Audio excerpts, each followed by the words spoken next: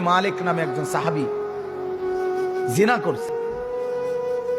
আল্লাহর নবীর কাছে এসে বলছি, ইয়া রাসূলুল্লাহ কাদ জানাইতু, আমি জিনা করে ফেলেছি। আল্লাহর নবী ফালতাফাতা, অন্যদিকে চেহারা ফিরিয়ে দিয়েছেন। আবার তিনি বললেন ওইদিকে ফিরে গিয়ে, ইয়া রাসূলুল্লাহ আমি জিনা করেছি। নবীজি আবার চেহারা আরেক দিকে ফিরিয়ে নিলেন। উনি আবার বললেন, ইয়া রাসূলুল্লাহ আমি জিনা করে ফেলেছি, আমাকে শাস্তি দেন, আমার উপরে হদ শরীয়তের বিধান কায়েম করেন, আমার আখিরাত পরিষ্কার করে দেন, আমার আখিরাত বরবাদ হয়ে যাবে নাই তো। আমি এখন ফয়সালা বিচার মানতে রাজি, আমার রায় এখন করে দেন। আল্লাহর নবী সাল্লাল্লাহু আলাইহি সাল্লাম তিনবারের পরে সাহাবীদেরকে বললেন, খোঁজ নাও সত্যি কিনা। খোঁজ নিয়ে দেখছে সত্যি ঘটনা। আল্লাহর নবী সাল্লাল্লাহু আলাইহি সাল্লাম বলছেন, গর্ত খনন করো। গর্ত খনন করছে। ওই সাহাবীকে গর্তের মাঝখানে কোমর পর্যন্ত দাঁড় করাইয়া বাকি সাহাবীদেরকে বলছে তাকে পাথর মেরে হত্যা করো।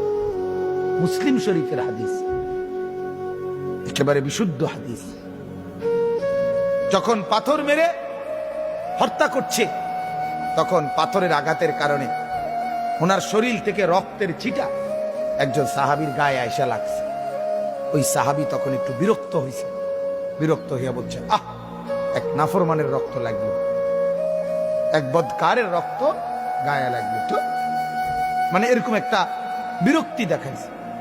সাথে সাথে আল্লাহর নবী সাল্লাল্লাহু আলাইহি ওয়াসাল্লাম নবীজি বললেন, হে সাহাবী তুমি এটা কি বললা, কি বললা?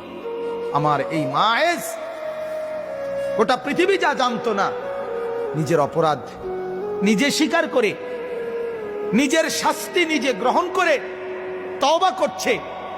এটাই তো তার শ্রেষ্ঠতম তওবা।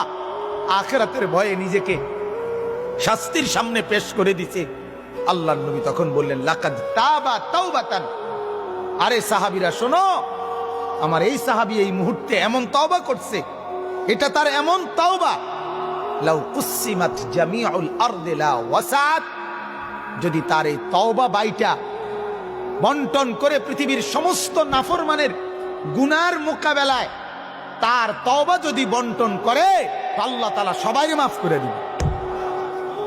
তার তওবা এত ভারী, কারণ সে তো নিজের অপরাধ নিজে কি করছে, স্বীকার করে নিছে।